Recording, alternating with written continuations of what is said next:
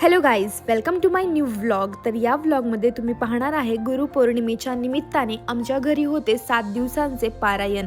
तर या पारायणाच्या दिवशी आम्ही मस्तपैकी सुरुवात केली आमच्या दिवसाची पुरणपोळीच्या स्वयंपाकापासून.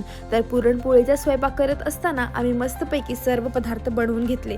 या पदार्थांमध्ये समावेश होता तर पुरणपोळीचा, भाज्यांचा, आमट्यांचा, भज्यांचा, 3 प्रकारचे भजे बनवले होते आम्ही. त्याच्यानंतर कुरवडी, पापुडी वगैरे सगळ्या गोष्टी घेतल्या.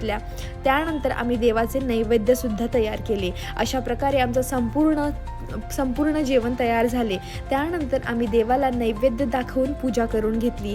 मस्तपैकी असे पारायणाचे सर्व पूजेचे साहित्य मांडून घेतले होते आणि देवाला प्रार्थना करत आम्ही नैवेद्य देवाला दाखवला. या दिवशी घरामध्ये असे एकदम छान असे वातावरण तयार झाले होते. एकदम पॉझिटिव्हिटी आणि सकारात्मक भावनेमध्ये आम्हाला खूप छान वाटलं.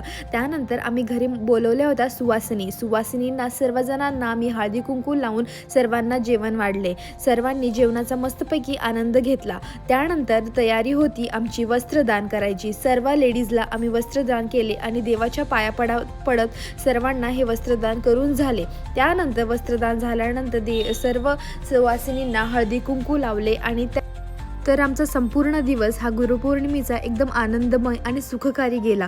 तुम्हाला जर हा असा गुरुपौर्णिमेचा व्हिडिओ जर आवडला असेल तर please like, share and subscribe.